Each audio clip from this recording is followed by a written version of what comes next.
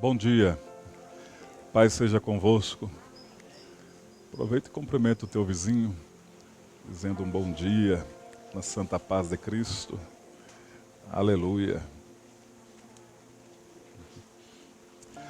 Seja engrandecido, ó Deus da minha vida, Tu és o Deus da minha salvação. Tu és a minha rocha, a minha segurança. Meus lábios sempre te exaltarão. Seja engrandecido, ó Deus da nossa vida. Tu és o Deus da minha salvação.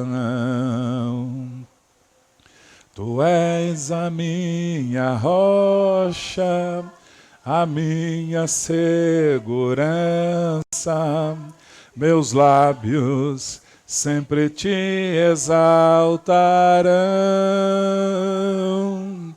Aleluia. Te louvo, pois sei que sobre todos é Senhor. Aleluia. Te louvo, pois sei que sobre todos é Senhor. Aleluia, aleluia, aleluia. Louvemos ao Senhor, só o Senhor é digno. Aleluia, aleluia, aleluia. Louvemos ao Senhor. Somente o Senhor é digno de que nós entoamos a Ti este cântico, ó Pai. O único que deve ser engrandecido é o Deus das nossas vidas, que é o Senhor. E aqui nós estamos reunidos, ó Deus, com pessoas da mesma fé. Na fé, Senhor, no sacrifício vicário, do qual o Senhor teve a sua infinita misericórdia e bondade para conosco. Eu te peço, Senhor, nesta manhã, que o Senhor venha abençoar, ó Deus, este dia e também esta semana, porque a Tua palavra diz, este é o dia em que fez o Senhor. Alegremo-nos e regozijemo-nos nele. Neste dia, todos os dias são feitos, ó Pai, através de Ti. E eu te peço que o Senhor dê a bênção para cada dia, através das Suas infinitas misericórdias, em nome de Jesus. Aleluia, te louvo, pois sei que sobre todos é Senhor. Aleluia, te louvo, pois sei que sobre todos é Senhor. Aleluia, receba a nossa adoração. Aleluia, aleluia, louvemos ao Senhor. Aleluia, aleluia, aleluia, louvemos ao Senhor. Este cântico, eu tenho certeza que será um dos cânticos entoados naquele dia, no encontro com o Senhor nos ares. Oh, aleluia! Já estou vislumbrando, Senhor, este dia, onde os santos estarão todos diante de Ti, ó Deus, entoando louvores ao Senhor. Uma multidão de povos e línguas e tribos de todas as nações, aleluia, dos que já foram, daqueles que estão e daqueles que ainda virão, todos os que estão salvos, ó Deus, mediante o seu sacrifício, estaremos entoando este cântico no encontro com o Senhor nos ares. Seja engrandecido o Deus das nossas vidas, o Senhor é o Deus que nos deu a nossa salvação. Glória a Deus, graças a Deus. Oh, fecha os teus olhos, vislumbremos este acontecimento, o arrebatamento da igreja, o encontro do Senhor, o encontro com o Senhor nos ares. Este dia está próximo de acontecer. Não podemos jamais esquecer das Sagradas Escrituras. Aleluia. Os mortos ressuscitarão primeiro, e depois nós, os que estivermos vivos até aquele grande dia, seremos arrebatados, seremos arrancados daqui para o encontro do Senhor nos ares, aleluia, e o Senhor estará ali, oh glória a Deus, que maravilha, os santos de todas as épocas e eras, ó Pai, reunidos diante da Tua presença, aleluia, quando o Senhor dizer aquela frase, saudai a igreja uns aos outros, aleluia, imagina a apoteose, Senhor, os abraços, oh glória, aquela coisa de uma sensação de vitoriosos, porque vencemos o mundo, porque o Senhor esteve conosco em todos esses dias e sempre estará até a consumação dos séculos. Das fraquezas nós vamos arrancando forças. Oh, Ramaya Sou, Ramalaya Súria. Aleluia, Deus, Deus poderoso. Eu já posso vislumbrar, Senhor, e ver, ó Deus, aleluia, nossa família encontrando contigo nos ares, ó Pai, que coisa linda, que maravilha, Senhor, será esse encontro. Vamos conhecer, Senhor, todas as pessoas, ó Pai, no decorrer dos séculos, daqueles que guardaram firme até o fim o testemunho, como Paulo, Senhor, combatendo o bom combate, acabando a carreira, mas guardando a fé, olhando firmemente para o Senhor, o autor e consumador da nossa fé, do qual no final de tudo isso nos dará o prêmio da salvação, oh glória, que o Senhor preparou antes da fundação do mundo. Oh, nós não somos nada, mas o Senhor é tudo. Oh, nós não podemos, mas o Senhor pode. Nós estamos, ó Deus, aqui reunidos, ó Pai, e com os olhos fitos nisso, Senhor, nós vamos para o céu e não vai demorar muito para encontrar o Senhor face a face. Como diz aquele salmo, tal é a geração dos que buscam a face do Deus Todo-Poderoso, do Deus de Jacó. Muito obrigado, ó Pai, o Deus de Jacó. Jacó que foi um homem, não foi um homem perfeito. O Senhor é o Deus daqueles que não são perfeitos, mas o Senhor nos faz perfeitos através do Teu Espírito. Obrigado, Senhor. Oh, igreja, vamos orar pelas pessoas que ainda carecem de salvação. Vamos interceder por pessoas que carecem de salvação. Pessoas que precisam ter um encontro com o Senhor verdadeiramente. Pessoas que precisam se quebrantar, deixar o orgulho de lado e encontrar o Senhor verdadeiramente. Oramaya Sou, aleluia, aleluia. São muitas pessoas que precisam reconhecer o senhorio de Cristo Jesus. Até mesmo na minha família, na minha parentela, no meu rol de amigos, ó Deus, pessoas que precisam quebrantar-se e reconhecer o Senhor como o único Salvador. Deus, trabalha, Senhor, visita, ó Deus, os seres humanos, aqueles que carecem de salvação. Vê se na nossa família, ó Deus, tem alguém ainda que está, Senhor, frio, que está distante de Ti, Senhor, por favor. Oh, aviva, ó Senhor, essas almas. E aviva também as nossas almas, ó Pai. Porque o profeta Abacuque disse, tenho ouvido, ó Senhor, as Tuas declarações. e me sinto alarmado. Ou seja, o profeta Abacuque estava preocupado, Senhor, com as suas declarações, porque as declarações eram de juízos, e ele então pediu uma coisa muito profunda, ó Deus. Ele disse: aviva, ó Senhor, a tua obra, no meio dos anos a confirma. Nós somos hoje uma geração que estamos debaixo desse tipo de oração.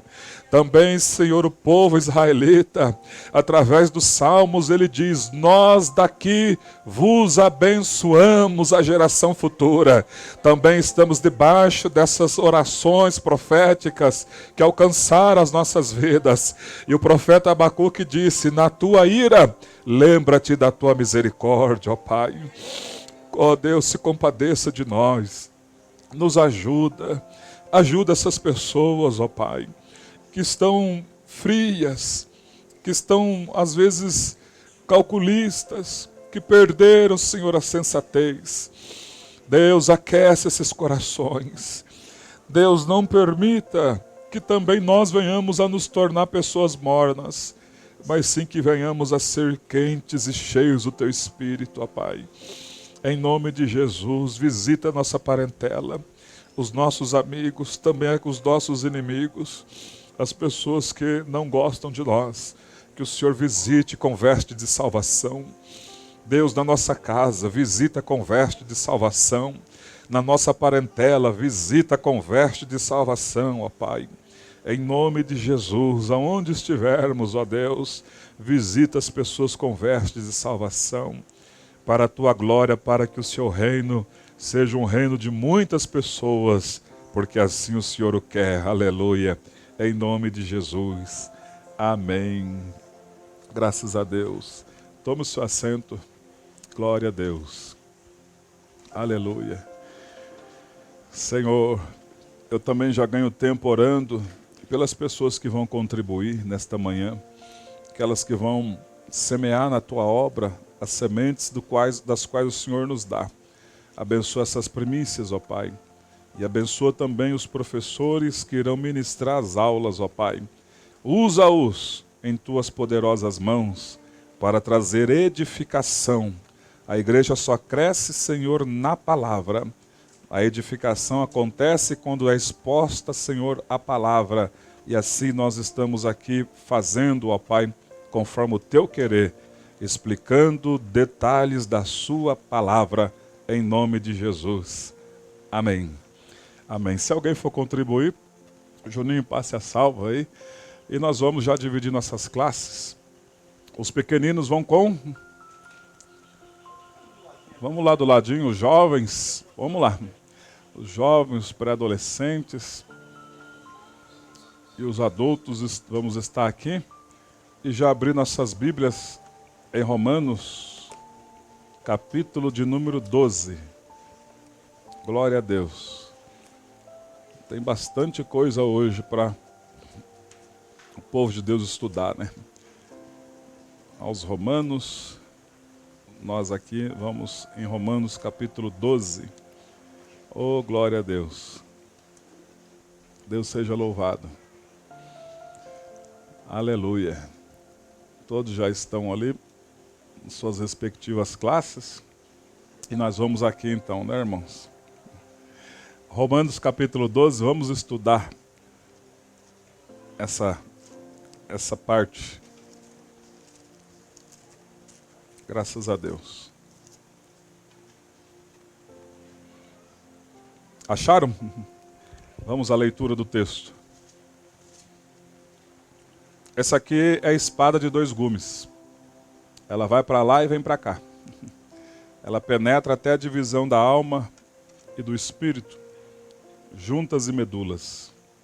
Por que juntas e medulas? Juntas são coisas físicas. Medula é o que nós temos aqui. E ela é protegida por esse osso da coluna, nossa medula. Por que fala juntas e medulas? Porque onde tiver algum órgão do nosso corpo precisando de cura, a palavra de Deus cura. Aleluia. Por isso que diz juntas e medulas, alma e espírito. Aonde estiver alguma doença psicossomática precisando de cura, E para não deixar as pessoas loucas, a palavra de Deus cura a nossa alma. Aleluia. O nosso psique. E ninguém fica doido aqui.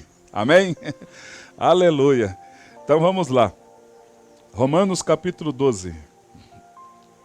Rogo-vos, pois, irmãos, pelas misericórdias de Deus, que apresentei o vosso corpo por sacrifício vivo, santo e agradável a Deus, que é o vosso culto racional.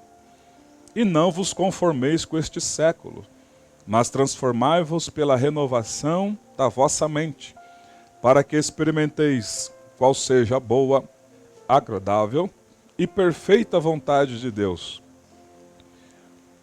Ok? Estão acompanhando aí? Vamos agora para o versículo 3. Porque pela graça que me foi dada, digo a cada um dentre vós, que não pense de si mesmo, além do que convém. Antes, pense com moderação, segundo a medida de fé que Deus repartiu a cada um. Porque assim como num só corpo temos muitos membros, mas nem todos os membros têm a mesma função, assim também nós, conquanto muitos, somos um só corpo em Cristo, e membros um dos outros, tendo, porém, diferentes dons, segundo a graça que nos foi dada. Se profecia, seja segundo a proporção da fé. Se ministério, dediquemo-nos ao ministério. Ou que ensina, esmere-se no fazê-lo. Ou que exorta, faça-o com dedicação. O que contribui, com liberalidade.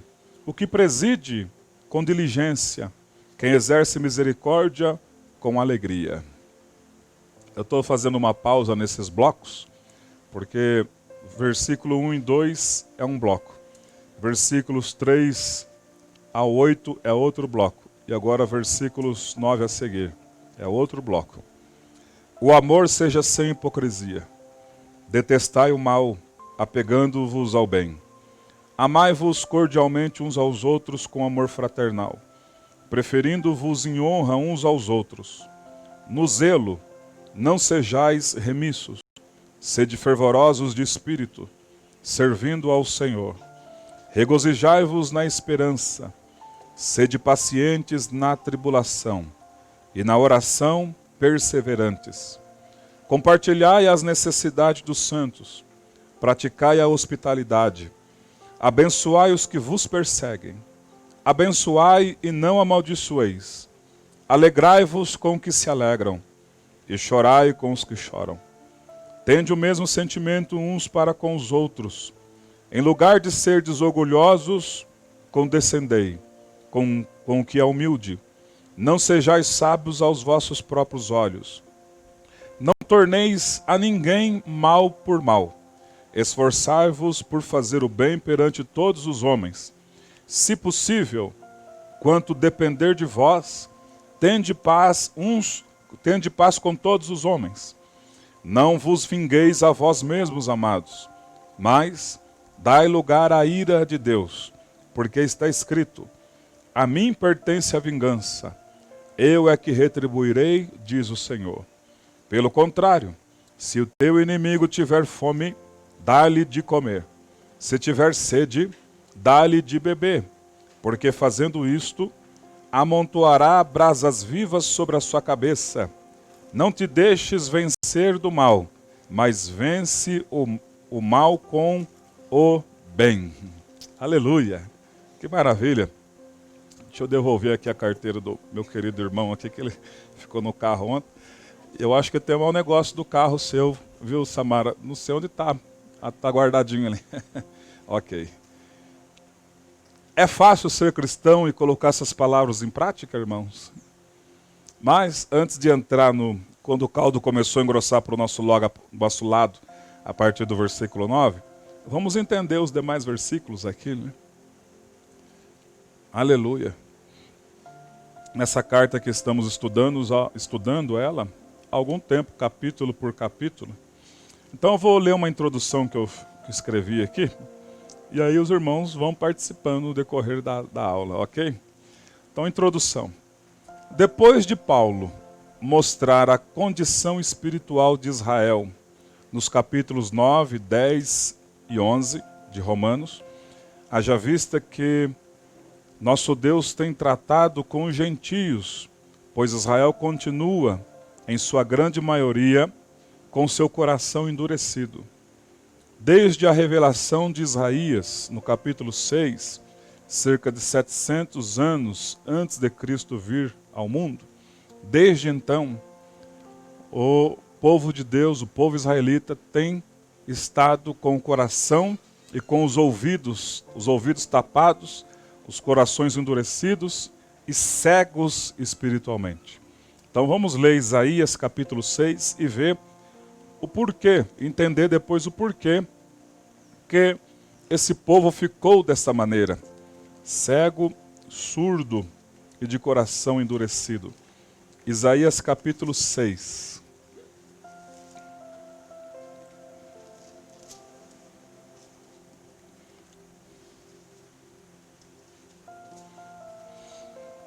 Diz aqui: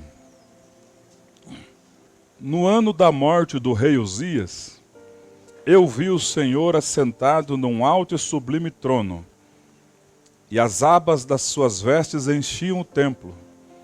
Serafins estavam por cima dele. Cada um tinha 6 asas. Com 2 cobria o rosto, com 2 cobria os pés, e com 2 voava.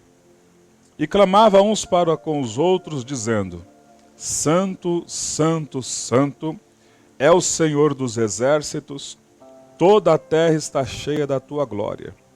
As bases do limiar se moveram, a voz do que clamava, e a casa se encheu de fumaça. Então disse eu: ai de mim, estou perdido, porque sou homem de lábios impuros, e habito no meio de um povo de impuros lábios, e os meus olhos viram o Rei, o Senhor dos exércitos. Então um dos serafins voou para mim, trazendo na mão uma brasa viva que tirara do altar com uma tenaz. Com a brasa tocou a minha boca e disse: eis que ela tocou os teus lábios, e a tua iniquidade foi tirada, e perdoado o teu pecado. Então vamos dar uma pausa aqui para entender. O rei Uzias foi um excelente rei, um dos melhores reis de Israel, no seu começo.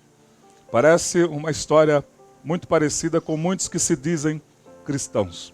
Começa bem, e depois no final já não estão mais bem. Já começa a demandar, decair da fé. O rei Ezequias se tornou um homem orgulhoso. O rei Ezequias ele quis fazer um papel sacerdotal também. Ele quis entrar no templo e oferecer incenso, coisa que somente o sumo sacerdote podia fazer. E ele quis fazer. Quando ele fez isso, uma lepra nasceu na testa dele. E os sacerdotes pegaram aquele homem e falaram: suma daqui de dentro, você está todo leproso. E ele ficou realmente leproso. E o orgulho foi tanto que ele foi morar separado e morreu numa casa separada, leproso. A lepra foi comendo a carne dele, porque ele não quis saber do arrependimento. Então, no ano da morte do rei Uzias, eu vi o Senhor, o profeta Isaías está dizendo. Isso aqui dá uma mensagem espiritual. Quando morrer da nossa vida o orgulho, quando morrer da nossa vida aquela falta de sensatez, quando morrer da nossa vida o nariz empinado e o ego elevado, nós vamos ver a glória do Senhor. Aleluia. Porque Deus ele se revela aos humildes. Serafins, uma classificação de seres. Serafins aqui são seres celestiais. E esses seres, a Bíblia está dizendo que eles estão voando. Tem 6 asas. Com 2 eles cobrem o rosto. Com 2 eles cobrem os pés. E com 2 eles voam. E esses seres aqui estão dizendo que estão voando acima do trono. Conforme diz, serafins, o versículo 2, serafins estavam por cima dele, por cima do trono de Deus. Aí a pergunta é, poderia alguma coisa ou algum ser estar acima de Deus? Porque Deus é o limite máximo. Como é que Deus está permitindo esses seres voarem acima dele? Mas Deus permite com uma condição: que eles não vejam Deus de cima para baixo. Por isso eles estão com as duas asas cobrindo o seu rosto.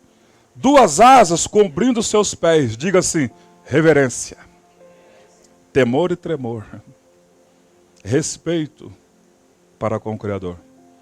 Quando nós chegamos e vamos buscar a presença de Deus, a primeira coisa que Deus vai olhar no nosso coração é o nosso temor. E se temos reverência para com Ele. Quando o meu pai ficava bravo, só de ele olhar assim eu já sabia. Se passar na frente de alguém conversando, pronto, a sentada comia solto. Então, na verdade, fui aprendendo a ter respeito. Com Deus, Deus não é homem. Deus é o Criador dos homens. Então, quando eu incuto no meu coração, eu vou buscar a presença de Deus. Porque antes de ser pastor, eu sou servo, filho dele. Então, quando eu incuto no meu coração, eu vou buscá-lo. Ele vai olhar para dentro de mim e vai ver se eu tenho temor e reverência. E quando eu chegar na casa dele aqui, estar na presença dele, a primeira coisa que ele vai olhar, meu temor e minha reverência. Serafins estão com duas asas cobrindo os pés deles, reverência. E duas asas eles estão voando. E o cântico dos lábios deles, santificando, dizendo santo, santo, santo, 3 vezes, trindade, Pai, Filho e Espírito Santo. Santo é o Senhor dos exércitos, o Deus Trino, 3 em 1. Santo, santo, santo. Deus Pai é santo, Deus Filho é santo, Deus Espírito é santo. Santo é o Senhor dos exércitos. 3 pessoas em uma. Aleluia. O mistério da Santíssima Trindade. Toda a terra está cheia da tua glória. Aí o profeta Isaías, ainda voltando um pouco na classificação de seres, aqui Isaías está vendo serafins. E Ezequiel está vendo querubins. Qual é a diferença? Serafins têm 6 asas. Querubins têm somente 2. Os querubins estão relatados em Ezequiel 1 e Ezequiel 10. Então, para não confundir. Os serafins estão acima do trono. Os querubins, eles estão abaixo do trono nas rodas. Andando com Deus. Aleluia. E nós vamos ver esses seres quando formos arrebatados e sairmos daqui. Coisa mais linda. Coisa tremenda. E clamando uns aos outros, santo, santo, santo, é o Senhor Deus Todo-Poderoso, toda a terra está cheia da tua glória. Isaías está vendo a situação, aquela apoteose, aquele cântico. Ele está só observando a santidade de Deus, o Deus Todo-Poderoso que trouxe temor para o coração dele. E quando ele vê aquilo, toda a terra está cheia da tua glória, ele começa a raciocinar. Não é que é verdade? A semente é plantada, Deus dá ordem à terra, a terra produz, a semente morre, nasce, produz, cresce a planta, dá o mantimento para as pessoas. Deus dá ordem ao animal, o animal se acasala, porque aquele animal que se pode comer, segundo está no relato da Bíblia, tal ano vai nascer para chegar a carne no prato dos filhos e filhas de Deus. Oh, aleluia! Deus dá ordem à terra, a terra produz a salada, porque alguém aqui gosta de salada. Aleluia. Quem pode agradecer ao Senhor? Oh, glória. Aleluia. Tudo no tempo certo. Deus dá ordem às águas, povoem aí, porque nasce aí alguns salmões, algumas coisas aí que meus filhos gostam de comer isso. E a terra e a água povoa e nasce. Deus dá saúde ao pescador, ele vai lá, pesca, vende no mercado, Deus dá saúde, abre porta para você, para ter condição de comprar, receba essa palavra, aleluia, e você vai lá e compra. Toda a terra está cheia da glória de Deus. Que maravilha. Davi começou a pensar sobre tudo isso. Ele disse, é muito profundo demais, porque se eu insistir nisso eu vou ficar doido. Porque aí ele viu a terra, quando ele foi para o céu, falou, meu Deus, esse espaço sideral, as estrelas, os planetas, tudo num vácuo, o Senhor sustentando pelo poder da sua palavra. Ele começou a viajar ali, ver o tamanho e o poder de Deus. E quando Isaías viu a glória de Deus, porque o poder, a unção de Deus foi atraída através da adoração dos serafins. Quando eles adoraram com todo o coração, a glória de Deus foi atraída. Por isso que João escreve, O Deus procura os verdadeiros adoradores. A glória de Deus é atraída para a vida de pessoas que o adoram. E quando a glória de Deus foi atraída, a casa se encheu de fumaça. A glória de Deus chegou ali. Essa fumaça é a glória de Deus. E aí o profeta Isaías viu aquilo. E ele disse, ai de mim. Nós só reconhecemos os nossos erros quando estamos perto do nosso Criador. Nós só reconhecemos os nossos erros quando nos aproximamos de Deus. E Deus, através da sua palavra, a manifestação da glória, vai nos fazendo enxergar os nossos erros. E a gente vai falar uma frase só. Ai de mim, que sou um homem de lábios impuros e habito numa sociedade de impuros lábios. Ai de mim. E aí o Senhor usou aqui um dos serafins para tirar uma brasa do trono. E foi lá e purificou os lábios do profeta. Mas hoje ele vem através da palavra e do Espírito Santo, purificando aqueles que querem ser purificados. Aleluia. Aí quando Isaías foi purificado, ele ouviu no versículo de número 8. Depois disto, ouvi a voz do Senhor que dizia, a quem enviarei? Quem há de ir por nós? Aí o Isaías já disse assim, eu já estou perdoado, já estou santificado, eis-me aqui, envia-me a mim, é o que está no texto. E aí entra no que nós lemos, né? Depois de Paulo mostrar a condição espiritual nos capítulos 9, 10 e 11 de Romanos, né? Deus vem tratando com a igreja gentílica. Então, desde a revelação de Isaías capítulo 6, o povo de Israel está com os olhos cegos e os ouvidos tapados, e o entendimento obscuro. Aí no versículo 9 de Isaías vai falar o motivo, o porquê que Deus agiu assim com esse povo. Então disse o Senhor, vai e dize a esse povo, ouve, ouve e não entendais. Vejam, vejam, mas não percebais. Torna insensível o coração deste povo, endurece-lhe os ouvidos e fecha-lhe os olhos, para que não venham a ele a ver com os olhos, a ouvir com os ouvidos e a entender com o coração, e se converte e seja salvo. Quando o profeta Isaías ouviu isso, como é que é, Senhor? O povo meu, que eu sou patriota, a minha nação, vai ficar cego espiritual, surda espiritual, e não vão se converter? Deus está dizendo, é isso mesmo, Isaías. Mas toda a nação, calma, Isaías. Aí Isaías pergunta, mas então até quando isso vai acontecer? Até quando Israel ficará cego, surdo e com entendimento irracional? Deus responde, versículo de número 11, a pergunta dele. Então disse Isaías, até quando, Senhor? E ele respondeu, até que sejam desoladas as cidades, e fiquem sem habitantes as casas, as casas fiquem sem moradas, e a terra seja de toda assolada. E o Senhor afaste dela os homens, e no meio da terra seja grande o desamparo. Mas se ainda assim ficar a 10ª parte, tornará a ser destruída, como terebinto e como carvalho, dos quais depois de derribados ainda fica o toco. Assim, a santa semente será o toco. O que Deus estava dizendo para Isaías? Isaías, essa sua geração aí, você mesmo já foi usado para escrever o capítulo 1 do seu livro.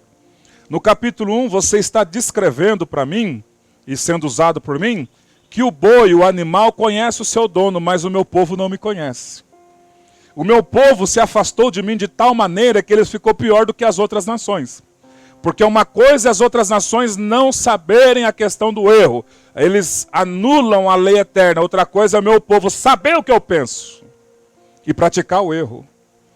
E toda a nação estava como uma ferida purulenta, conforme Isaías escreve. Isso serve de alerta para cada um de nós. O perigo de nós nos tornarmos como Israel.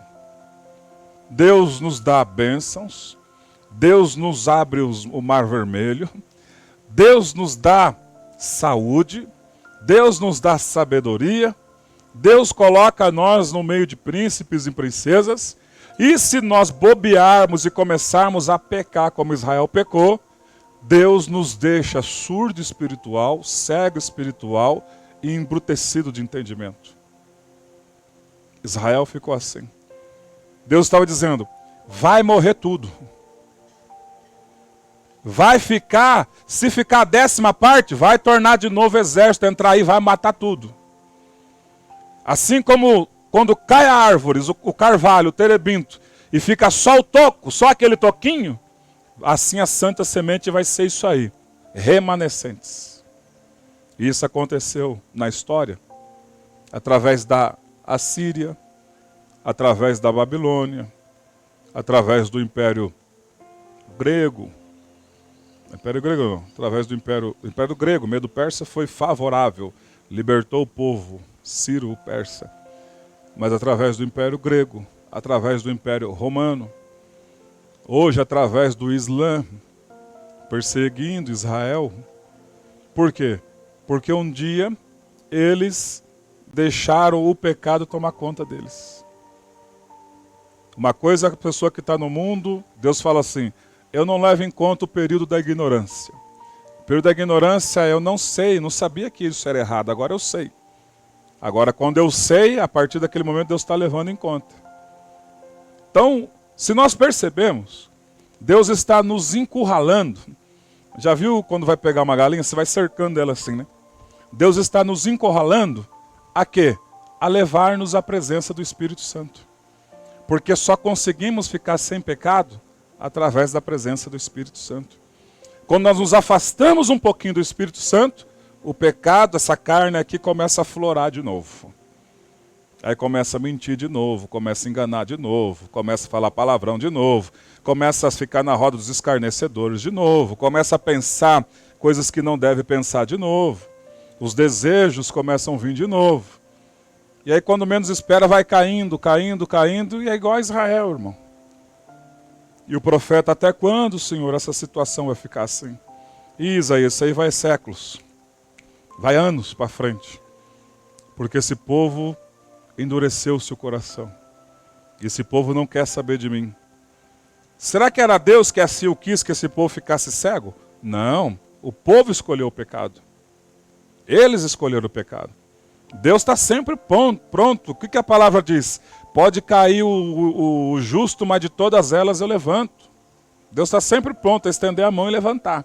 Mas quando o povo persiste no erro e Deus sonda os corações, sondou o coração de uma geração inteira. Passou séculos e Deus sondando coração por coração. Todos esses não vão querer saber de mim. Quando vai se dar isso, Senhor? Jerusalém vai ficar arruinada. Jerusalém já está arruinada. A cidade original de Jerusalém está a 15 metros para baixo do que é Jerusalém hoje. De tanto entulho que tem, de tanta guerra que teve ali. E já ficou arruinado. A santa semente estão espalhados por aí. Agora vai começar a voltar. Desses que estão voltando, uns remanescentes serão salvos. Quando o Senhor voltar no milênio, para implantar o milênio, estarão 2 no campo. Um será tomado, morte física, não vai viver, e outro vai viver o milênio. Um será tomado e outro será deixado. Ali é o juízo de Deus. Deus não vai tolerar pessoas que não querem compromisso com Ele no milênio. Vai estar somente santos e santas do Senhor. Aleluia. E isso tem acontecido com Israel. Então nós sabemos que estamos vivendo os últimos dias da igreja na terra. Pois a igreja será arrebatada para o encontro com o Senhor nos ares. E após o arrebatamento, o Senhor voltará a tratar com Israel com mais profundidade. Pois o nosso Deus jamais se esqueceu de Israel. Vamos agora em Romanos capítulo 11. Romanos capítulo 11, versículos 1 ao 5.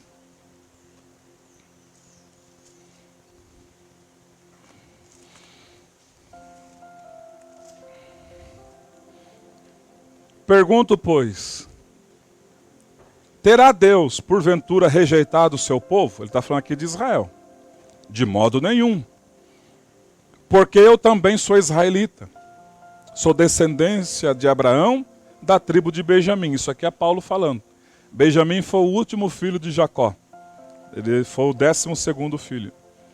Versículo 2. Deus não rejeitou o seu povo, a quem de antemão conheceu. Ou não sabeis que o que a Escritura refere a respeito de Elias, como insta perante Deus contra Israel, dizendo: Senhor, mataram os teus profetas, arrasaram os teus altares, e só eu fiquei, e procuram tirar minha vida. Que lhe disse, porém, a resposta divina? Reservei para mim 7.000 homens que não se dobraram os joelhos diante de Baal. Então assim, versículo 5, assim pois também agora no tempo de hoje sobrevive um remanescente segundo a eleição da graça.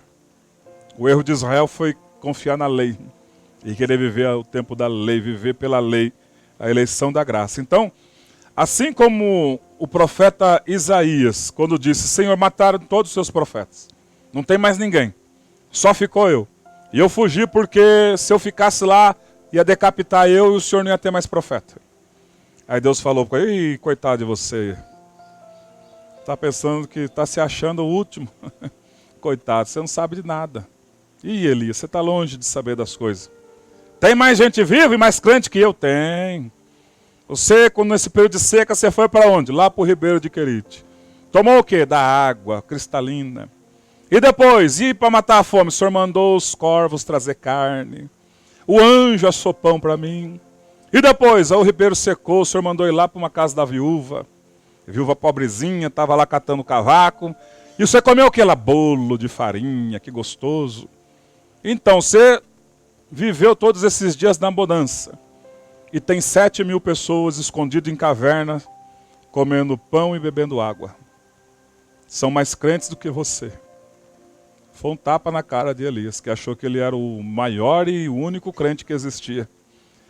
Resta um remanescente em Israel, irmãos, que são salvos. E esses remanescentes farão parte da igreja, já são parte da igreja pela graça, e não por obras da lei. Então, quando o último dos gentios aceitar o sacrifício vicário que está aqui em capítulo 11 de Romanos, versículo 25, a parte C do versículo, lá no final do versículo, que diz assim: até que haja entrado a plenitude dos gentios. Até que haja entrado a plenitude dos gentios. No versículo inteiro diz: porque não quero, irmãos, que ignoreis este mistério, para que não sejais presumidos em vós mesmos, que veio endurecimento em parte a Israel, até que haja entrado a plenitude dos gentios. Quando chegar os últimos dos gentios, e os gentios somos nós, que não somos da estirpe de Israel, quando os últimos aceitarem a Cristo, vai vir o arrebatamento. E aí, depois do arrebatamento, Deus voltará a tratar com Israel.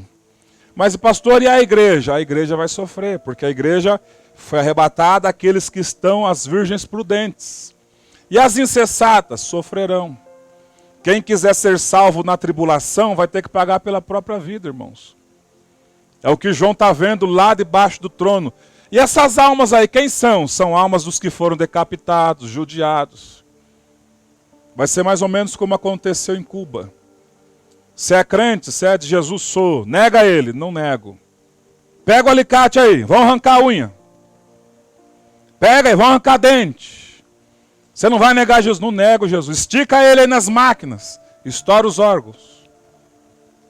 É esse tipo de perseguição. Por isso que é importante subir no arrebatamento. Ou se morrer, morrer em Cristo Jesus. Porque depois do arrebatamento, a coisa vai ficar feia. Quem for cristão vai ser perseguido. Deus está tratando com a igreja gentílica. Israel vai já entrando nesse pacto, graça. Depois que a graça subir, o propósito de Deus é tratar com Israel. Ele volta os olhos integralmente para Israel. E a igreja aqui vai sendo salva através da morte de não negar a Cristo. Vai ser difícil. Vai ser um tempo muito difícil de se viver. Por isso que nós temos que orientar nossos filhos. Quem vai ter netos, já orienta os netos. Buscar a presença de Deus. Estar com Jesus, porque a coisa vai apertar. O caldo vai engrossar. Por isso que é importante pegarmos nossos filhinhos, trazer para a igreja. Não estou com vontade, vamos sem vontade mesmo. Porque a coisa daqui a pouco vai virar assim, ó. Vai virar os avessos. E Deus vai tratar com Israel. Propósito principal de Deus pós-arrebatamento, Israel. Sacrifício vicário. A palavra vicário é o que substitui uma coisa ou pessoa. Logo, o sacrifício vicário significa sacrifício substituto de Jesus Cristo pelo pecado do ser humano. Isso significa o sacrifício vicário. Então, quando os últimos dos gentios aceitarem o sacrifício vicário do Senhor Jesus, então a igreja será arrebatada e Deus voltará a sua atenção com mais intensidade para Israel, conforme Romanos capítulo 11, versículos 25 e 27, que diz: porque não quero, irmãos, que ignoreis este mistério, para que não sejais presumidos em vós mesmos, que veio o endurecimento em parte a Israel, até que haja entrado a plenitude dos gentios. E assim, todo Israel será salvo, como está escrito: virá de Sião libertador, e ele apartará de Jacó as impiedades. Esta é a minha aliança com eles, quando eu tirar os seus pecados. Então, quanto ao evangelho, no versículo 28, são eles inimigos por vossa causa.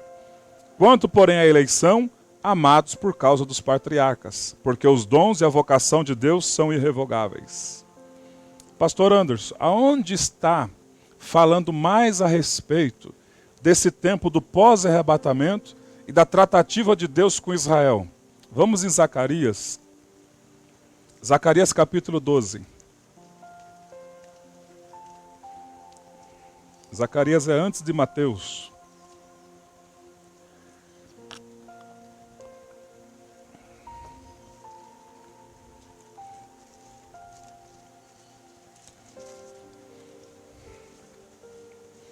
Zacarias capítulo 12. Preste bastante atenção nessas profecias, porque isso já está acontecendo. Sentença pronunciada pelo Senhor contra Israel. Fala o Senhor, o que estendeu o céu, fundou a terra e formou o espírito dentro do homem. Versículo 2, preste bastante atenção.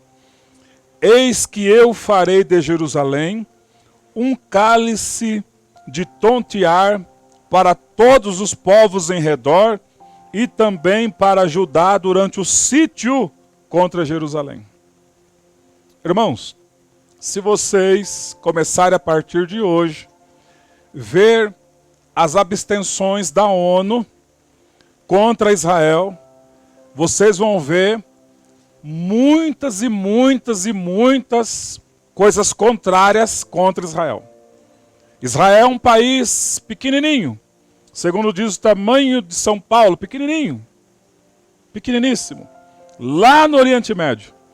E este país tem sido uma pedra pesada para todas as nações.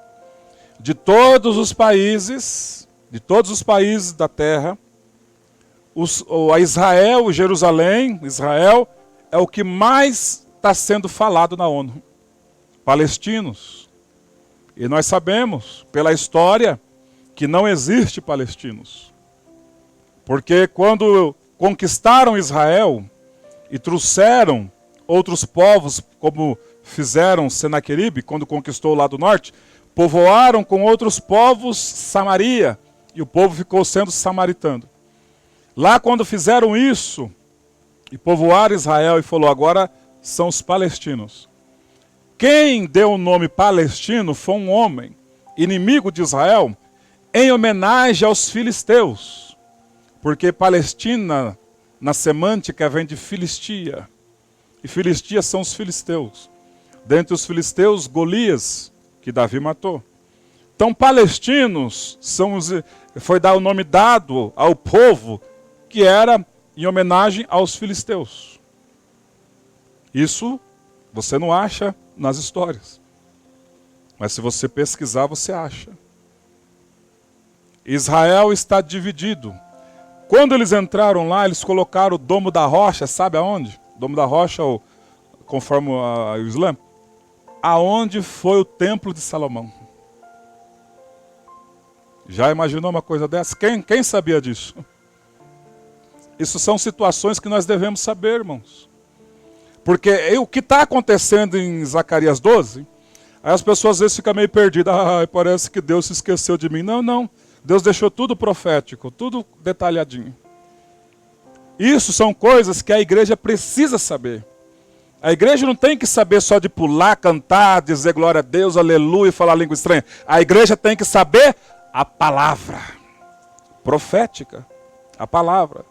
Um cálice a tontear todas as nações. O país que é mais debatido, dos países que são mais debatidos na ONU, é Israel. Israel tem sido um cálice pesado para as nações. E o texto continua. Eis que farei de Jerusalém, no versículo 2, um cálice de tontear para todos os povos, em redor e também para Judá, durante o sítio contra Jerusalém. Quando a igreja for arrebatada, como eu disse, Deus voltará os seus olhos para Israel. O inimigo das nossas almas, o anticristo, Satanás, vai estar incorporado em um ser humano, e esse é o anticristo. Esse ser humano, o anticristo. E ele virá com um exército inimigo para cercar Jerusalém, sitiar Jerusalém e riscar Jerusalém do mapa. Isso vai acontecer. O que vai acontecer nesse período? Versículo 3. Naquele dia, farei de Jerusalém uma pedra pesada para todos os povos. Todos os que erguerem se ferirão gravemente, e contra ela se ajuntarão todas as nações da terra. Não é só uma, todas. Pastor, vai ter exército dos brasileiros lá também ajudando? Vai. Todas as nações da terra vão se unir para ir contra Jerusalém, por mandato do anticristo. Aleluia. Propósito divino. Como é que Israel vai se converter? No aperto. Porque quando o povo endurece o coração, Deus não tem outra forma de fazer, no aperto.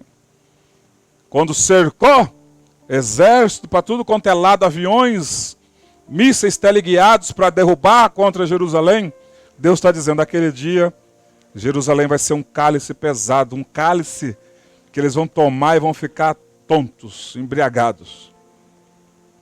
Versículo 4. Naquele dia, diz o Senhor, ferirei de espanto a todos os cavalos e de loucura os que os montam. Sobre a casa de Judá abrirei os olhos e ferirei de cegueira a todos os cavalos dos povos. Aleluia. Oh, glória a Deus. O Espírito de Deus está me dizendo aqui que o inimigo odeia ouvir e odeia quando é ensinado esse tipo de assunto para a igreja aprender. Mas glória a Deus, aleluia, porque a igreja vai crescendo em graça e conhecimento. Graça e conhecimento. Então os chefes de Judá pensarão assim, os habitantes de Jerusalém têm a força do Senhor dos exércitos, o seu Deus. Naquele dia, porém os chefes de Judá como um braseiro ardente, debaixo da lenha e como uma tocha entre a palha. Eles devorarão à direita e à sua esquerda, a todos os povos em redor, e Jerusalém será habitada outra vez no seu próprio lugar, em Jerusalém mesma. O Senhor salvará primeiramente as tendas de Judá, para que a glória da casa de Davi e a glória dos habitantes de Jerusalém não sejam exaltadas acima de Judá. Naquele dia o Senhor protegerá os habitantes de Jerusalém, e o mais fraco dentre eles naquele dia será como o rei Davi. E a casa de Davi será como Deus, como o anjo do Senhor diante deles. Naquele dia procurarei destruir todas as nações que vierem, contra Jerusalém. Isso é uma profecia verdadeira que vai acontecer. O antissemitismo. O que é antissemitismo? Contrários ao povo de Israel. Por que antissemitismo? Israel, ele vem da descendência de Sem. O Noé teve 3 filhos, Sem, Cã e Jafé. Os semitas, descendência de Sem, é o que povoou uma parte ali, Israel. Então, quando fala antissemitismo, é antidescendentes de Israel, descendentes de Sem. Israel é semita, também é hebreu. Quando eles saem do Egito e entram na terra prometida, Deus troca o nome, são israelitas. Semitas, porque descende de Sem. Hebreus, porque descende de Abraão ou hebreu. Aquele que veio das águas. A palavra o hebreu é o que veio das águas. Abraão saiu das águas. No Antigo Testamento fala Abraão, o hebreu. E a descendência de Abraão, que são os hebreus, povoaram o Egito. Quando saíram do Egito e entraram em Israel, Deus ali mudou o nome de Jacó para Israel. Então colocaram o nome de Israel. E por que existe judeu? A tribo de Judá. Israel, no decorrer, isso aqui é história, bom você entender isso aí. Quando eles estão na terra prometida, os israelitas que estavam sendo abençoados, prósperos, felizes, tudo que eles colocavam à mão, Deus abençoava, negociavam, Deus dava vitória. Aí eles se ficaram altivos. Acharam que eram melhores que os outros. Começaram a julgar as vidas alheias. E começaram a ter nojo daqueles que não eram da estirpe de Israel. Oh, erro terrível nosso quando a gente age assim. Pensando que quem está no pecado e no mundo é menos importante que nós. Nós só somos alguma coisa porque Jesus está na nossa vida, irmão. Senão nós não somos nada, minha irmã. E quando vamos julgar vidas alheias, vamos tomar um pouco de cuidado. Porque nós éramos piores do que esses. E Deus nos alcançou também. E vai alcançar eles também. Aleluia. Aleluia. Israel então pecou. Veio, Deus permitiu o exército inimigo da Assíria levar o lado norte embora. E aí como é que o exército da Assíria fazia suas guerras? Ele despovoava o povo, tirava o povo da terra e trazia outros povos. É ali que foram colocados árabes, alguns egípcios. E houve uma miscigenação. Israel foi voltando aos poucos, o imperador permitiu voltar aos poucos e houve uma miscigenação. Israelitas casaram-se com egípcias e outras mais daquelas nações, então ficaram tidos como samaritanos. Quando lá do sul, que estava intacto ainda, porque alguns reis estavam na presença de Deus, então estava intacto. Mas aí quando foi o rei Ezequias, aí a coisa atropelou de vez. Aí o Deus usa o profeta Jeremias para pregar contra Judá. Judá pegou Jeremias, a ordem do rei, falou: Jeremias, o rei mandou jogar você na lama. Jeremias, diga assim, Jeremias, naquele tempo, era a palavra de Deus. Mandou jogar você na lama. E a Bíblia diz que Jeremias foi jogado embaixo do palácio e ficou atolado na lama. Jogaram a palavra de Deus na lama. Aí um homem, eunuco, tirou Jeremias de lá, porque Jeremias estava profetizando. Ah, Jerusalém, vocês andaram nas pegadas de sua irmã Israel, né? Ai de vocês. Aí Deus permitiu agora outro exército da Babilônia entrar em Jerusalém, levar eles cativos embora, e a terra eles ficaram cativos 70 anos. Quando eles voltaram do cativeiro, através do Império Medo-Persa, Ciro, o persa, libertou eles, e Dário, o Medo, eles voltaram de novo para a Terra Prometida, através de Esdras. Leia o livro de Esdras para saber desse período da história. Neemias. E ali eles reconstruíram de novo a cidade. E Jerusalém voltou de novo para o seu local. Mas, quando eles foram expulsos da terra, eles não miscigenaram, eles casaram somente entre os judeus, diferente de Israel. Por isso que quando você vai ler o capítulo 4 do Evangelho de João, Jesus andou 6 horas para encontrar uma mulher meio-dia naquele poço. E aquela mulher era de Samaria. E nesse período foi havendo uma divisão e um distanciamento entre os povos, que os judeus não se davam com os samaritanos. Quando aqueles judeus estão dizendo, esse aí expulsa demônio pelo poder de Beelzebu, ele estava dizendo, Beelzebu é uma entidade dos samaritanos. Tamanho era o ódio de um para com o outro. Se você quisesse ofender um judeu naquela época, era chamá-lo de samaritano. Quando Jesus chega meio-dia naquele poço, e aquela mulher está sozinha, propositalmente, porque as mulheres da cidade não gostavam dela, ela roubava o marido dos outros. Quem é que vai gostar de uma mulher dessa? E ela dava em cima do marido dos outros, já teve 5 e o que você tem não é seu. Jesus disse para ela. Ela foi meio-dia, no maior calor, ninguém ia tirar água meio-dia, irmão, é o pior calor que tem. E ela foi porque ela era malquista e mal vista. Então ela foi sozinha lá com o seu baldinho, e chegou lá quem é que estava esperando ela? O autor da vida, oh glória a Deus. E o Senhor perguntou, o Senhor pediu para ela, dai-me de beber. Ela disse, mas o senhor não tem com que tirar água, como que vai dar de beber? Eu disse, se você soubesse quem é que te pede água, você pediria e te daria da água viva. Mas o senhor não tem aqui, nossos pais falaram, os judeus não se dão com os samaritanos, que você só pode adorar em Jerusalém. E o Senhor deu uma aula para ela, vem a hora e já chegou em que os verdadeiros adoradores adorarão o Pai e Espírito em verdade. Aí a mulher, na hora que ouviu aquelas palavras de Jesus, o evangelho genuíno, ela saiu, foi lá, falou para os homens, que ela só tinha amizade com o homem. Falou para os homens da cidade, os homens vieram, ouviram as palavras de Jesus e depois de uns dias disseram, agora não é porque você falou, agora nós estamos crendo porque nós vemos, esse é o Salvador do mundo. Você pode glorificar a Deus? Aleluia. Os judeus não se davam com os samaritanos. E nesse período de aperto, Jerusalém vai ficar em cerco. É proposital o antissemitismo. Levar o povo de Deus de volta para a terra prometida. É proposital o que Deus colocou no nosso coração, porque eu sou pastor com vocês, compartilhando com vocês, de ajudar o Rapaport, uma instituição israelita, a depositar todo mês um valor na conta deles, para eles ajudar a voltar para lá. Porque não é o fato de só voltar, tem que voltar e ter roupa. Tem que voltar e ter estudo, porque a maioria estão ainda, os judeus na Somália, eles voltam, eles não sabem de nada de computação, de nada. Então nossa oferta a gente contribui com eles lá. E depois eles até mandaram um link para alguns irmãos que tiver tempo de assistir as palestras. Eu não tenho tempo para assistir as palestras. Vou disparar no nosso grupo lá quando eles mandar para vocês verem aonde está indo nossas contribuições.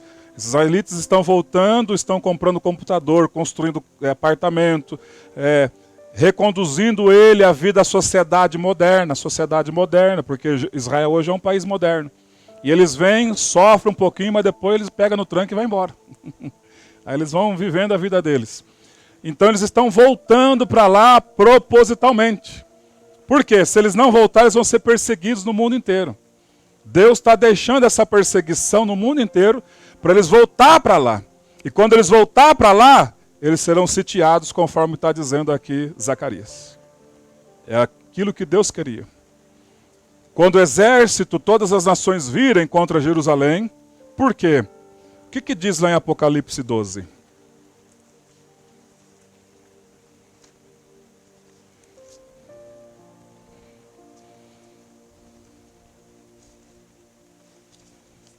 Apocalipse 12.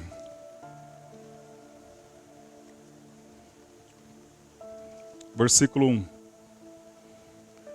Viu-se grande sinal no céu, a saber, uma mulher vestida de sol, com a lua debaixo dos pés e uma coroa de 12 estrelas na cabeça. Essa passagem faz vocês lembrar alguma coisa? Sonho de José? O sol, a lua, as estrelas diante de mim, né? José é um tipo de Cristo. Versículo 2. Que achando-se grávida, grita com dores de parto, sofrendo tormentos para dar à luz. Versículo 3. Viu-se também outro sinal no céu, e eis um dragão grande, vermelho, com 7 cabeças, 10 chifres, e nas cabeças 7 diademas. A sua cauda arrastava a terça parte das estrelas do céu, as quais lançou para a terra, e o dragão se deteve em frente à mulher, que estava para dar à luz a fim de lhe devorar o filho quando nascesse. Versículo 5. Nasceu-lhe, pois, um filho varão, que há de reger todas as nações, com um cetro de ferro, e o seu filho foi arrebatado para Deus até o seu trono. A mulher, porém, fugiu para o deserto, onde Deus lhe havia preparado lugar, para que nele a sustentem durante 1260 dias. Quem é bom de conta vai ver que vai dar 3 anos e meio. O que está acontecendo aqui nessa linguagem figurada? Apocalipse é um livro escrito numa linguagem figurada. A mulher é Israel. As 12 estrelas são as 12 tribos, 12 patriarcas. Os 12 filhos de Jacó. Rubens, Simeão, Levi, Judá, Benjamim, Naftali, eu não vou lembrar de todos. Issacar, Zebulon, Dan, Simeão. Levi também, José, os 2 filhos de José entrou no lugar de Simeão e de Levi, né? Zebulon. Vocês leiam lá em Gênesis, tá bom? Porque, pastor, mas vocês não sabem? Nós não sabemos não, irmão. Nós estamos na dependência do Espírito Santo. Então, as 12 estrelas são os 12 patriarcas que formam o país de Israel, a nação de Israel. Então a mulher é a nação de Israel. Quando está dizendo aqui que ela estava grávida, sofrendo com dores de parto, aqui é uma linguagem figurada, falando de Maria e falando também da nação. Sofreu com dores de parto. Por que a nação de Israel sofreu? Desde lá, quando o diabo descobriu que da tribo de Judá viria o Messias, ele então trabalhou. Principalmente na vida de Judá. Judá teve 3 filhos, Judá filho de Israel. Os 2 Deus matou. E um, que era para casar com a viúva, Judá esqueceu-se. E a viúva, por nome de Tamar, se eu não me engano, Tamar, se vestiu de prostituta, ficou à beira do caminho porque sabia que o sogro ia passar por aquele caminho para tosquear as ovelhas. E o sogro olhou ela estava toda coberta. Aí ela disse, o sogro falou, deita-te comigo. O sogro não reconheceu ela. Ela falou, o que eu vou ganhar? Você vai ganhar um cordeiro do meu rebanho. Não, antes do cordeiro eu quero o seu bordão, o seu cajado e o seu anel. Está aqui. Deitou-se e ela engravidou de gêmeos. Então olha a luta que foi para Israel trazer o Messias ao mundo. Toda vez que você vai ler o Antigo Testamento, em Gênesis, um pouco antes da história de José, 35, vai falar dessa história, você vai vendo o sofrimento de Israel para trazer o Messias ao mundo. Depois, Judá, quando soube, quis matar a mulher apedrejada. A mulher, ela pecou, adulterou, porque sempre tem um fofoqueiro de plantão, né? Aí a mulher sai na porta, o pai da menina arrasta ela para ser apedrejada. Eu tô grávida, tô sim, eu vou falar para você quem é o pai. O pai é o dono desse anel de selar, desse bordão e desse cajado.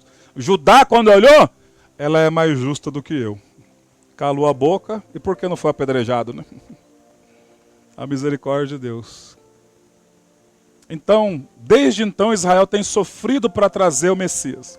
Aí chegou a vez da nossa querida irmã Maria. Eis que o Espírito de Deus vai envolver-te e vai colocar lá no seu útero o Salvador do mundo. E para ela aceitar esse sacrifício, hein? Foi um sacrifício. Numa sociedade machista, o José, quando soube, eu já vou sair fora. Maria me traiu. Mas aí Deus visitou José e falou, não, José, não vai embora não, pode ficar com ela. E ela então trouxe o Salvador do mundo. Olha o sofrimento dela. Foi lá naquele hotel, na República. Não tem vaga. Não tem vaga. Ela foi dar a luz aonde? Lá na manjedoura. No lugar onde estavam os animais. Olha o sofrimento. Já pensou se aquele hotel tivesse recebido o Messias, hein? Que aquela família seria grandemente abençoada. Aqui não tem vaga. Ela foi lá e deu a luz ao Messias. Aqui viu-se também um outro sinal, um dragão. O dragão é Satanás. Ele era uma serpente e virou agora um dragão. Uma serpente virou um dragão. Como é que isso pode? Ele se alimenta do pecado. E o pecado fez ele crescer, ficou um dragão. Está dizendo que a cauda dele arrastou a terça parte das estrelas do céu. Aqui são os anjos. Foram jogados, tirados do céu, porque Satanás conseguiu convencê-los a segui-lo. E uma terça parte dos anjos caiu. E esses anjos hoje são os demônios. Os que trabalham junto com Satanás para destruir a igreja e os seres humanos. Quando está dizendo um dragão com 7 cabeças e 10 chifres, e nas cabeças 7 diademas, as 7 cabeças está falando dos impérios. Qual foi o primeiro império? Egípcio. Qual foi o segundo império? Assírio. Terceiro império? Babilônico. Quarto império? Grego. Medo-Pérsia. Quinto império? Grego. Sexto império? Romano. Sétimo império? O império que nós estamos hoje. Dos blocos econômicos, dos emaranhados, das pessoas que fazem as suas alianças. 10 cabeças, conforme diz o texto hoje, eu não consigo detectar quais desses emaranhados, quais são os 10 mais principais. Mas as pessoas que lidam com o mercado financeiro conseguem enxergar. Eu imagino que a área de livre comércio das Américas, a ALCA, é uma delas. A União Europeia é outra delas. Dentro da União Europeia tem outras ainda. Os Estados americanos ali de México, Estados Unidos e mais um outro país, é outro bloco fortíssimo. Quando você vai lá para o lado do Oriente, os tigres asiáticos, outro bloco muito forte. Então, desse emaranhado, 10, vocês podem ver que 10 desse, que eu vou procurar estudar um pouco mais a fundo essa questão aí, desses 10 são detentores de bancos, detentores de tecnologia, detentores de, vamos pôr aí, Facebook, as coisas, todos um grupo de investidores que são os detentores disso. E eles têm só um pensamento: oferecer o poder para o anticristo. Para o anticristo. E quando isso acontecer, a mulher, como está dizendo aqui, nasceu o filho varão, que é Jesus. Mas no versículo 6, a mulher fugiu para o deserto, onde Deus lhe havia preparado um lugar para sustentar 3 anos e meio ali. Porque o anticristo, nós sabemos que ele vai vir por 3 anos e meio, paz por todo lado. Paz fictícia. Rompe-se o acordo de paz, persegue Israel. Perseguindo Israel, entramos em Zacarias 12 de novo. Israel vai ser cercado, sitiado por todas as nações. Porque o anticristo vai vir, através da democracia, revolucionando e unindo as nações contra o Israel. Porque ele vai colocar lá em Israel o seu trono. Ele vai entrar no templo que vai ser reconstruído. Ele vai entrar lá dentro e vai falar: eu exijo que os judeus me adorem. O Senhor Jesus disse isso no Evangelho, capítulo 24. E quando vocês verem, judeus, quando vocês virdes o abominável lá no santuário de Deus, ostentando-se como Deus, quem lê entenda, está escrito lá, quem lê entenda. O que Jesus está dizendo? Vai ler lá Daniel. Sabe o que a igreja precisa hoje, irmãos? Leitura, para entender as profecias e ver que isso está acontecendo. E nós estamos a um passo do arrebatamento. Cercou-se. O povo Israel vai clamar. Olha lá em Zacarias 12, voltemos para lá. Entender aqui a linguagem figurada de Apocalipse? Vamos lá em Zacarias 12 de novo.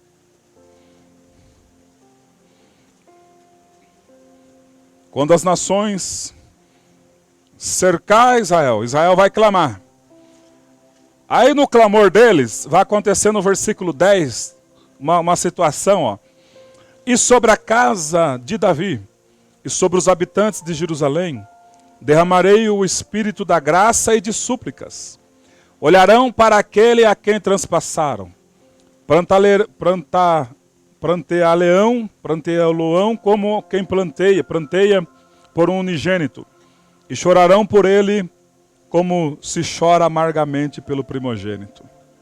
Olha que coisa.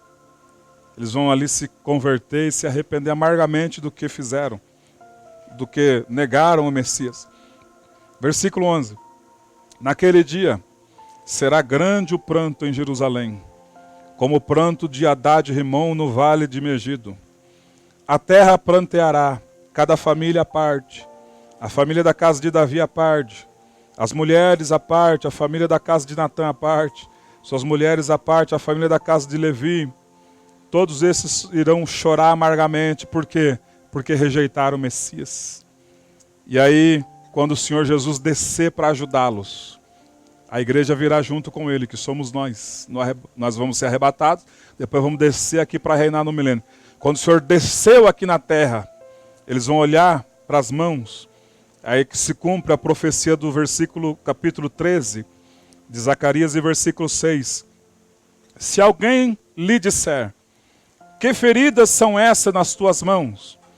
Responderá o Senhor Jesus, são as feridas com que fui ferido na casa dos meus amigos.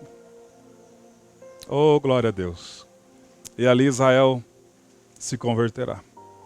E quando o Senhor Jesus estabelecer o milênio, dentre esses que se converterão, né, tem no meio alguns que não vão querer obedecê-lo. Quando isso acontecer, se cumprirá mais uma profecia dada pelo Senhor Jesus agora em Mateus capítulo 24. Vamos ler.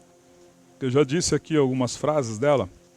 Mateus capítulo 24, versículos de número 40 e 41.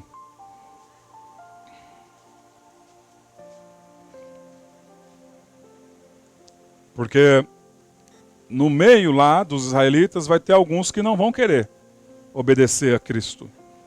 Aí se cumpre o que Jesus disse. Então dois estarão no campo. Um será tomado e o outro deixado. E duas estarão trabalhando no moinho. Uma será tomada e deixada a outra. O que está acontecendo? Quando Jesus vem, é um paracleto e um paralelo do reinado de Salomão.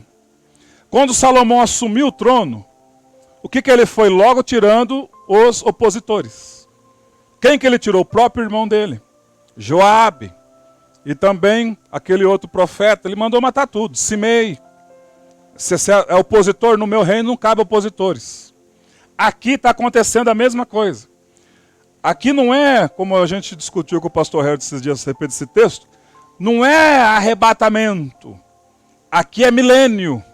Jesus está voltando para a terra, para governar durante 1000 anos com a igreja que somos nós. E aqui, quando ele voltar, Israel vai se converter, no meio da sociedade israelita tem aqueles que não querem obedecer. Esses que não querem obedecer, será tirado, morte física. Deus vai matar. E vai deixar viver o milênio aqueles que querem obedecer. Porque no milênio não é se você quer, vai ser imposto. Jesus vai impor o seu poder, porque ele vem reinar. E no milênio vai mudar tudo, a geografia, vai mudar tudo, a raivicidade dos animais, vai voltar tudo próximo do que era o Éden.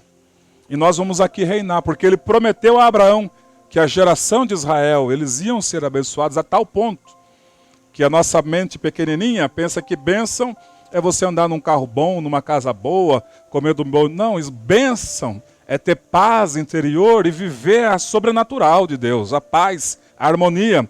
Uma criancinha vai poder brincar com uma serpente. O leão não vai morder, não vai ser bravo, vai poder brincar. Imagina que gostoso que vai ser nesse lugar que Deus planejou. Então aqui fala-nos a respeito de opositores. Um será tomado, o que não quer obedecer, e outro vai ser deixado. Só que dentre isso passará os tempos. E perto de se completar os 1000 anos, Deus diz que Satanás vai ser solto de novo. Vai soltar e ele vai congregar as nações para vir de novo contra Israel. E ali é o período depois do trono branco. Que aí sim é o juízo final. Mas não é isso o tema que nós estamos falando aqui. Esse é para outro dia. Nós estamos falando justamente a situação de Israel atual e no futuro, o que vai acontecer. Ok? Voltemos para Romanos capítulo 11. Isso foi só uma pincelada para nós entendermos a situação espiritual. Então, depois desse resumo, né, da condição espiritual de Israel,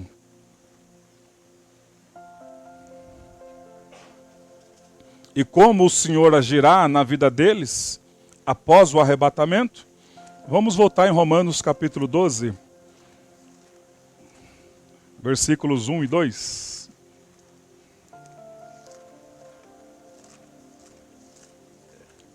Pastor, a introdução foi longa, hein? É porque o assunto é muito vasto, né? Quando se trata de Israel na Bíblia, para você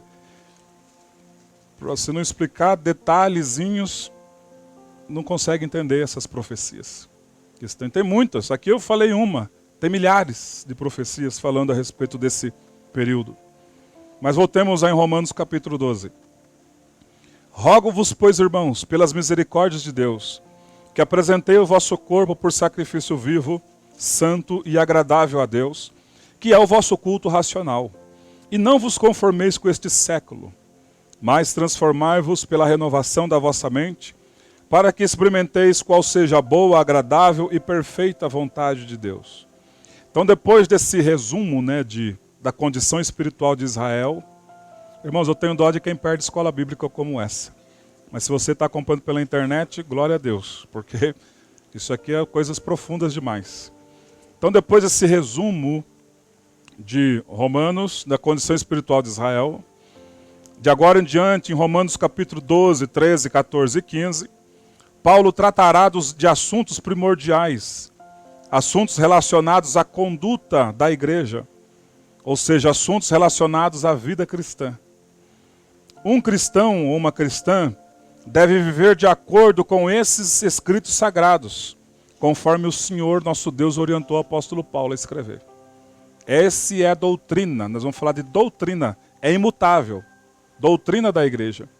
Então no versículo 1 e 2, nosso Deus nos pede que apresentemos o nosso corpo como um sacrifício vivo, santo e agradável a Deus. E quando estamos nesse patamar, vivos espiritualmente,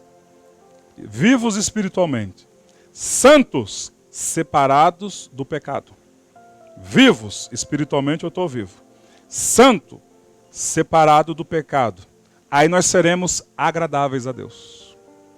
Notem que é uma adição e uma somatória de resultados. Quem está vivo espiritualmente, está santo, separando-se do pecado, essa pessoa consegue agradar a Deus. Aleluia. E nosso Deus conhece as obras de todas as pessoas que se dizem cristã. O maior erro das pessoas que se dizem cristã e estão mortas espiritualmente dentro das igrejas é pensar que enganam a Deus como enganam os seres humanos. O maior erro é esse. Neste quesito, as ações falam mais alto. As ações falam mais alto do que as palavras. Vamos ver o que Deus disse à igreja de Sardes, lá em Apocalipse capítulo 3. Ninguém engana ao Senhor. Apocalipse capítulo 3. A partir do versículo 1. Ao anjo da igreja que está em Sardes escreve: estas coisas diz aquele que tem os 7 Espíritos de Deus e as 7 estrelas. 7 Espíritos, plenitude, Deus em essência. 7 estrelas são os pastores das igrejas. 7 igrejas, 7 estrelas. Cada pastor é tido como uma estrela, porque a estrela não tem luz própria. Depende da luz de Cristo para brilhar. Aleluia. Conheça as tuas obras, olha aí. Que tens nome de que vives, mas está morto. Sê vigilante e consolida o resto que estava para morrer. Porque não tenho achado íntegras as tuas obras na presença de meu Deus. Lembra-te, pois, do que tens recebido, olha, e ouvido. Pastor, eu achava que Deus não jogava as coisas na cara, Ele joga assim. Lembra do que você tem recebido, as bênçãos, e também do que você tem ouvido, palavras de vida eterna. Lembra disso. Guarda-o e arrepende-te, porquanto se não vigiares, Virei como ladrão, e não conhecerás de modo algum em que hora virei contra ti. Aí o antagônico nisso é: o servo não sabe o que faz o seu senhor, mas o amigo sabe. Quando esse tipo de gente não sabe que hora Deus virá, porque estão desviados do evangelho. Mas os servos sabem, as servas e os servos sabem. E nós estamos sabendo que Ele está vindo aí para nos buscar. Aleluia. Tens, contudo, em Sardes, umas poucas pessoas que não se contaminaram as suas vestiduras. Quem disse que Deus não fala de roupa na Bíblia? Está aqui, ó. Para nós, principalmente para as irmãs. Vestuário. Cuidado com o vestuário. Não vamos condenar pessoas que são fracas na fé e que não conhecem o Evangelho. Vai chegar pessoas aqui com roupa agarrada, mulheres com roupa agarrada, algumas até mostrando as nádegas, vão estar no nosso meio aqui. Vocês pensam que hoje Deus vai salvando pessoas que vêm toda socialzinha, bonitinha? Isso aí depois da conversão. Antes da conversão vai vir gente aqui com roupa agarrada. E os homens têm que ser homem de Deus, para olhar e não cobiçar, para orar, interceder, e não é para julgar. Esse tipo de gente vai chegar aqui. De repente você vai ver 2 homens parados de mulher, de repente é 2 homens. Cabelão, seios. São almas que querem ser salvas. E Deus vai enviar. Vai enviar. Já está enviando para a glória dele. Estejamos preparados para amá-los. Porque quando vem e ouve a verdade e deixa converter-se, muda, irmão. Muda assim como nós mudamos. Tens, contudo, em Sardes umas poucas pessoas que não se contaminaram as suas vestiduras e andarão de branco junto comigo, pois são dignas. O vencedor será assim vestido de vestiduras brancas. De modo algum apagarei o seu nome do livro da vida. Pelo contrário, confessarei o seu nome diante do meu Pai e diante dos anjos. Quem tem ouvidos, ouça o que o Espírito Santo diz às igrejas. E as igrejas somos cada um de nós. Aleluia. Nosso corpo precisa ser um corpo santo. A palavra santo significa separado, separado para Deus. Se uma pessoa santa e ser uma pessoa santa é ser uma pessoa separada dos pecados. Mas como conseguiremos essa façanha se habitamos num corpo pecaminoso? Como é que vamos conseguir essa façanha? De vivermos em santidade se nós habitamos em um corpo de carne e esse corpo gosta do pecado. Paulo já disse isso em Romanos capítulo 7, o segredo de como vencermos isso. Romanos capítulo 7, a partir do versículo 15. Paulo já disse, porque ele também era ser humano igual a nós.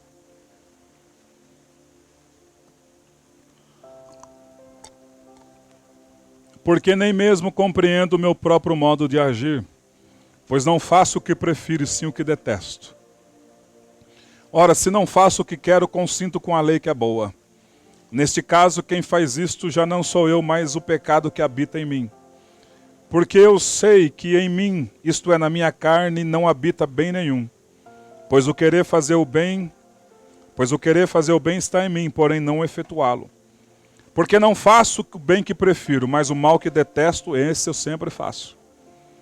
Mas se faço o que não quero, já não sou eu quem faz, e sim o pecado que habita em mim. Então, ao querer fazer o bem, encontro a lei de que o pecado reside em mim. Porque no tocante ao homem interior, na minha alma, eu tenho prazer na lei de Deus. Mas vejo nos meus membros, no meu corpo de carne, outra lei, que guerreando contra a lei da minha mente me faz prisioneiro da lei do pecado, que está nos meus membros. Olha o que ele diz no versículo 24. Desventurado o homem que sou, quem me livrará do corpo esta morte? Quem é que pode nos livrar de pecar? Aí ele mesmo responde, graças a Deus, o segredo está aqui, irmãos.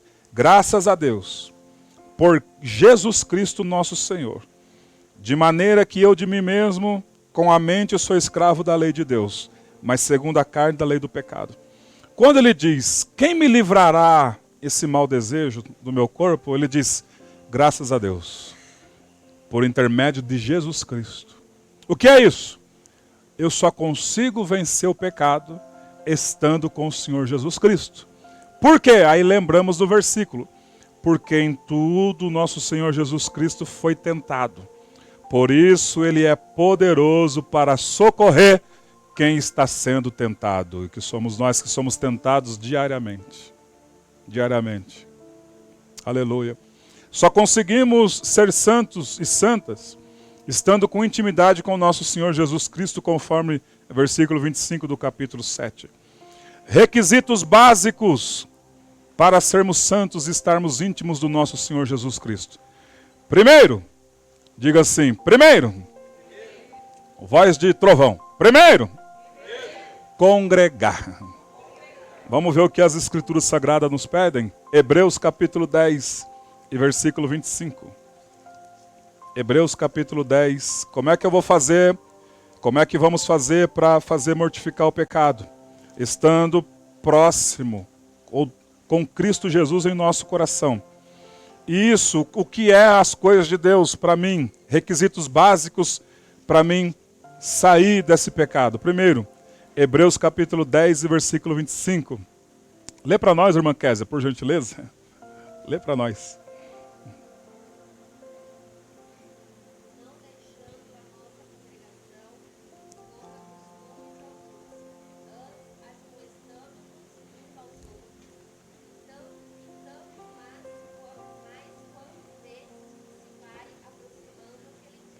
Aleluia. Então, primeiro, requisitos básicos para vencermos os pecados. Primeiro, congregar. Que dia que tem culto? Hoje tem culto de escola bíblica? Vou para a escola bíblica. À noite tem? Vou vir à noite de novo, porque quanto mais eu ouvir, mais eu estando perto de Jesus, mais minha vida vai ficando santificada. E mais o meu lar vai ficando santificado. Mas meu marido não quer vir. Uma esposa vindo vai santificando o marido, conforme Paulo ensina aos Coríntios. E o marido é santificado no convívio da esposa. Mas eu venho o marido, minha esposa não quer vir. O marido vem e vai santificando a esposa. Congregar. Aqui a presença de Deus está para nos fazer santificar. E vamos ouvindo a voz dele, a palavra dele. Primeiro, congregar. Segundo, afastar-se de pessoas ímpias. Conforme diz o Salmo de número 1. Vamos ler. Requisitos básicos, irmãos, para o nosso bem. Salmos de número 1. Primeiro requisito, congregar, não deixar de ir para a igreja. Segundo, amanhã tem oração, então eu vou. Quarta-feira tem culto, então eu vou também. Tem trabalho extras de outros dias na igreja? Tem, então dá para mim? Dá, eu vou também. E aí eu vou sendo santificado, não vou tendo desejo do pecado, vou me envolvendo com pessoas da mesma fé que eu. E aí nós vamos crescendo junto na graça e no conhecimento. Segundo, afastando-se de pessoas, conforme diz o Salmo de número 1. Bem-aventurado o homem e também a mulher, que não anda no conselho dos ímpios, não se detém no caminho dos pecadores, nem se assenta na roda dos escarnecedores. Então, segundo, afastar-se de pessoas ímpias, pessoas de mau caráter, demandam a língua contra as vidas das pessoas que estão obedecendo a palavra de Deus, né? Sem um arrependimento. Olham sempre, eles demandam a vida, eles demandam a língua, pecam com a língua contra as pessoas. São pessoas, estou dizendo aqui, ó, não, entendam bem o que Deus está dizendo no Salmo. Bem-aventurado o homem, a mulher que não anda no conselho dos ímpios. Conselho dos ímpios é as pessoas que usam a língua para te envolver numa história e você, ouvindo essa história, olhar a pessoa contra os olhos. Cuidado, porque está cheio de gente assim. Também pessoas que não se detêm no caminho dos pecadores. O que são esse tipo de gente? Isso aqui, irmão, tem gente lá fora, mas tem gente aqui dentro também, das igrejas. Caminho dos pecadores. Pessoas que não querem conversão, que estão no nosso meio, ouvem a palavra, até têm dom de língua estranha, mas as obras são reprováveis. E a palavra de Deus diz: pela árvore se conhece os seus frutos. Então vocês sabem, discernimento. Não ir no conselho dos ímpios, nem se deter no caminho dos pecadores, e nem se assentar na roda dos escarnecedores. Escarnecedores, pessoas que difamam os bons costumes, que difamam a palavra de Deus, pessoas que falam as suas babogeiras, usa sua língua, sua boca para falar babogeira e coisa que não edifica em nada. Eu não fui chamado para derrubar, eu fui chamado para edificar. Você não foi chamado para derrubar e falar borracheira, isso aí é vida velha. Nós somos chamados para edificar. Jesus cura, Jesus salva, Jesus batiza com o Espírito Santo e Jesus leva para o céu. Não é desprezar, mas está na roda, começou baboseira, você quer pôr sua opinião, é rejeitado, sai fora disso. Fica na sua para lá de cá. Deixa eles para lá. Afastar-se de pessoas pecadoras. Aqui o texto se refere a pessoas que não querem mudança de vida. Preferem viver nos pecados. E muitos cristãos e cristãs, em vez de se afastar desse tipo de gente, que não quer a mudança, deixar o Espírito de Deus transformar, tem se ajuntado. E isso tem sido um laço, irmãos. Tem sido um laço. E o quarto é afastar dos escarnecedores. E o quinto, para o nosso bem, que está no verso 2, para nós terminarmos. Antes, o seu prazer está na lei do Senhor, e na sua lei medita de dia e de noite. Então já vemos alguns requisitos básicos. Congregar, afastar de pessoas que não querem mudança de vida. Ah, não quer? Então deixa eu para cá, você fica para lá. E meditar na lei do Senhor de dia e de noite.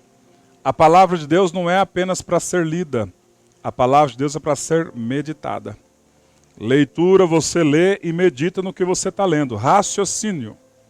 Não é, vamos ver o que Deus tem para mim hoje.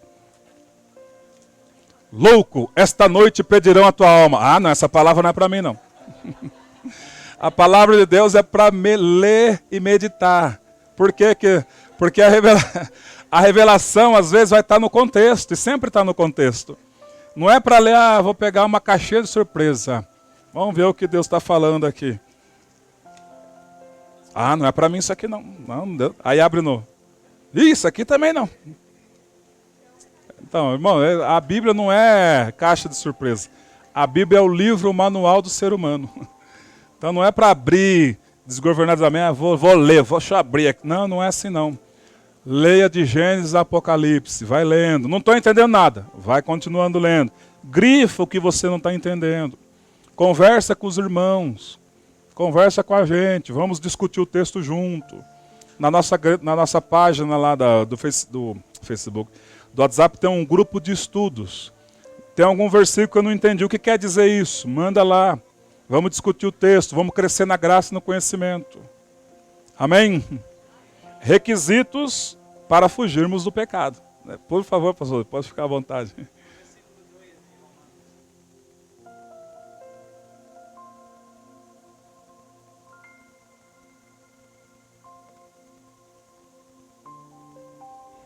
Aleluia.